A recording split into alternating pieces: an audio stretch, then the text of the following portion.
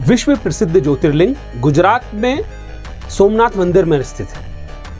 इस मंदिर के प्रांगण में एक स्तंभ खंबा लगा हुआ है। यह बाण स्तंभ के नाम से जाना जाता है। यह स्तंभ कब से यहाँ पर है यह बता पाना कठिन है। लगभग 6ठी शताब्दी से इस बाण स्तंभ का इतिहास में नाम आता है, लेकिन इसका अर्थ यह नहीं है कि यह बाण स्तंभ का निर्माण 6ठी शताब्दी में हुआ था।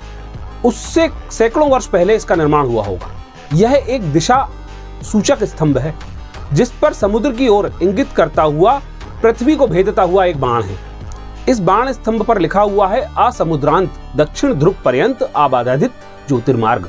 इसका अर्थ यह हुआ कि इस बिंदु से दक्षिण ध्रुव तक सीधी रेखा में एक भी अवरोध या बाधा नहीं है, अर्थात इस समूची दूरी में जमीन का एक भी टुकड़ा नहीं है। गूगल मैप में ढूंढने के बाद भी भूखंड नहीं दिखाई देता है, अर्थात हम यह मानकर चले कि उस संस्कृत श्लोक में एकदम सत्यता है।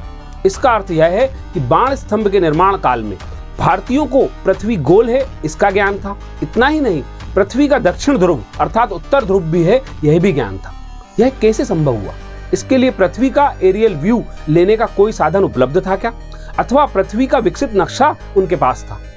इस तरह हम यह कह सकते हैं कि भारतीयों का ज्ञान बहुत ही विकसित रूप में था।